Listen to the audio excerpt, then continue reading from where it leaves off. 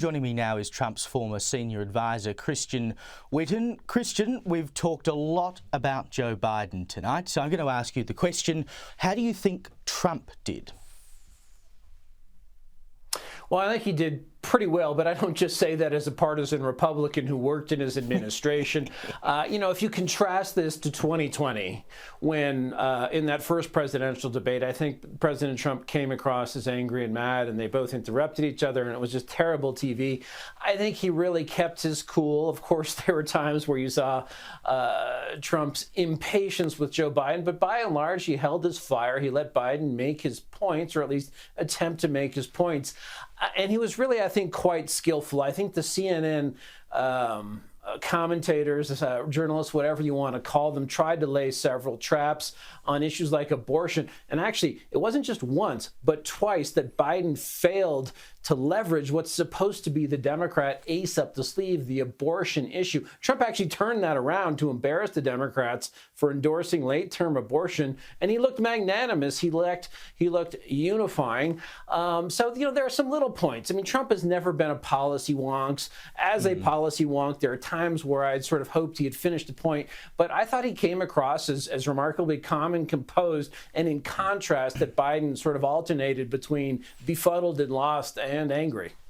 Yeah, I mean, you talk about him not being a policy wonk, and I think that was one of the things that frustrated me about the debate, and as much for Biden as Trump as well, is that there wasn't a lot of policy. The debate was largely, Trump attacking Biden and Biden attacking Trump, and Trump saying how good his presidency was and Biden saying how bad Trump's presidency was. And when Trump was asked for specifics, for instance, he was asked about opioids and drug addiction and fentanyl, he couldn't give a straight answer. Have a look. What will you do to help Americans right now in the throes of addiction who are struggling to get the treatment they need? To finish up, we now have the largest deficit in the history of our country under this guy. We have the largest deficit with China. He gets paid by China. He's a Manchurian candidate. President Trump, and again, the question is about Americans in the throes of addiction right now struggling to get the treatment they need. We always pay $6 billion for every time we say there's a hostage. Now we have a hostage, a Wall Street Journal reporter. It's so unlike when we have prime ministerial debates here in Australia, which focus heavily on policy. What you got tonight was just a battle of the personalities, essentially.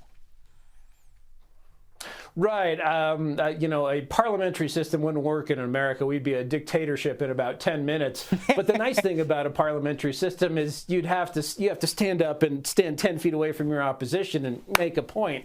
Part of it was the format, which didn't really allow for rebuttals, and Trump used the next question to rebut points Biden made before. The solution was actually right at Trump's hands. He's going to get tough, close the border to illegal immigrants. I think he would be generous with diverting people out of prison and into treatment. He's done that. Certainly, he reduced the sentences of a lot of people who had lengthy prison sentences for nonviolent drug offenses. So it was there, but just Trump is not a policy guy. He's not a wonk. He's an executive. And that's just the way it's going to be. I guess Biden has sort of evolved into that category as his cognitive skills have declined. So also, this is just the long, sad transition from presidential debates that were informative and must-see TV and interesting into painful television. And I don't know how you get away from that.